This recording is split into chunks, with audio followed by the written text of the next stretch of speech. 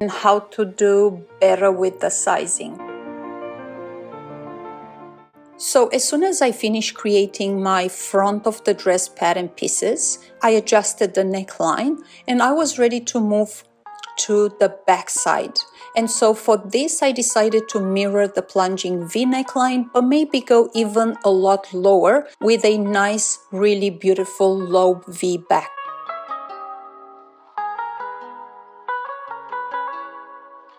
Sometimes I have a lot of inspiration, sometimes I have none. Not sure whether I should go ahead and pick a fitted long sleeve or maybe a bishop sleeve. I always like a bishop sleeve on a dress. I think it's so flattering and gives so much movement. So still not sure about it.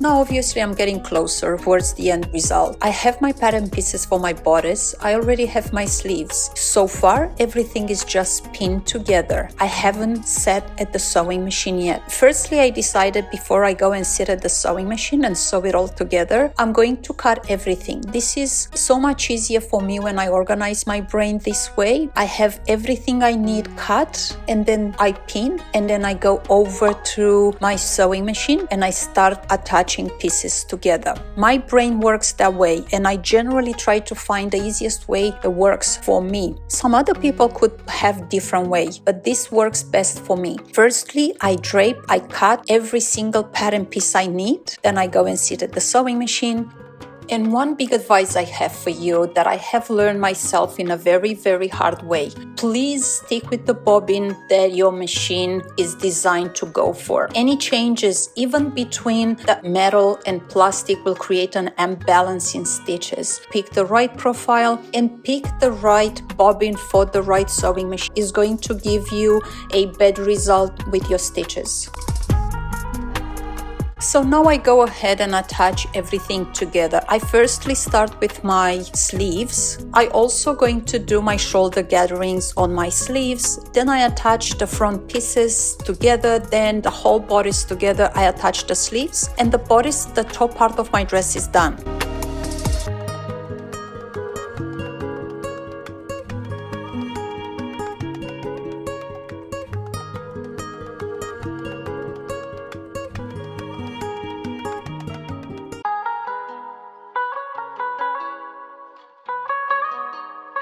Now we're moving down to the skirt and I will start first with the lining. I said from the beginning my skirt lacks a little bit of volume, so I will attach 2-inch horsehair braid on the edge. It's fairly easy. So firstly, at the edge on the front side of the lining, the horsehair braid, then flip it inside and sew it at the top.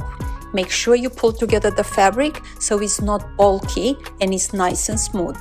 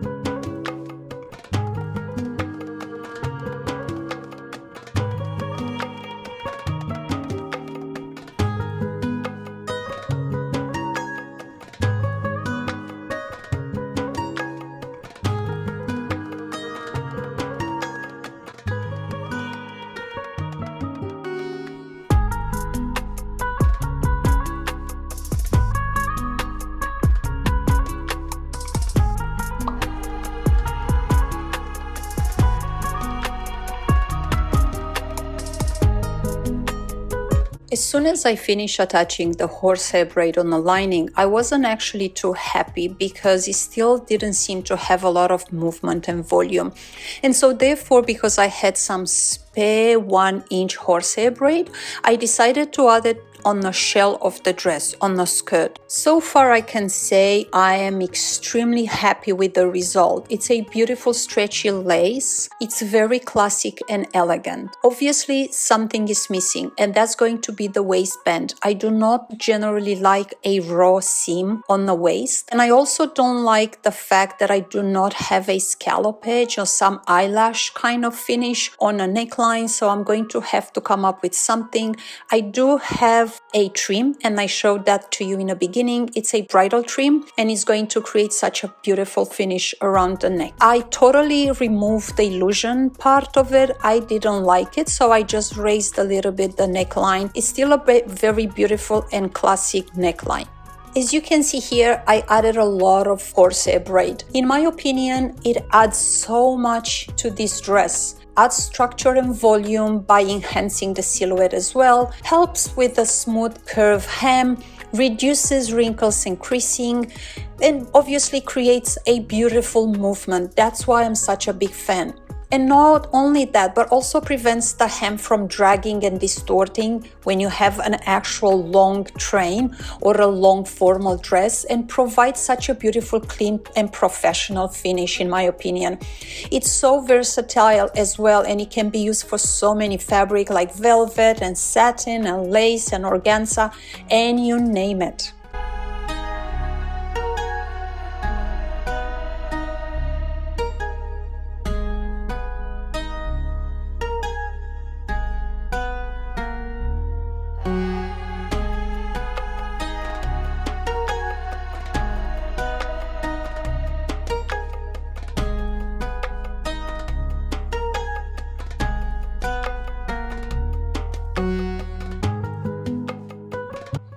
Now let's create an organza flower. For me, it's not a right or the wrong way. For me, it's just letting your creativity shine. I generally start by creating squares out of organza, then I cut those ones in a petal, and then I play with the fabric. Organza, in my opinion, is such an easy fabric to work because sometimes it actually doesn't listen to you. She actually has a mind of her own whichever way it cuts and whichever way it folds. And so this is what I love about it, because sometimes the result is so unpredictable, beautiful and different, and most of the time truly it's out of my control.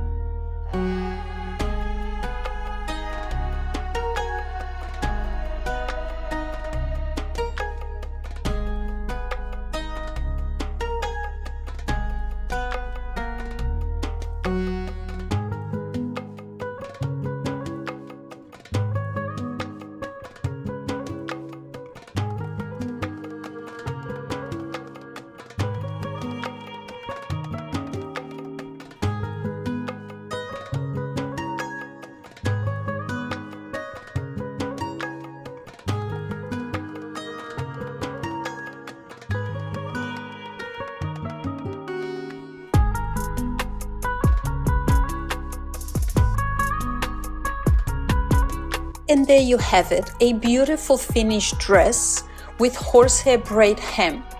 Gives your gown a perfect touch of elegance and structure.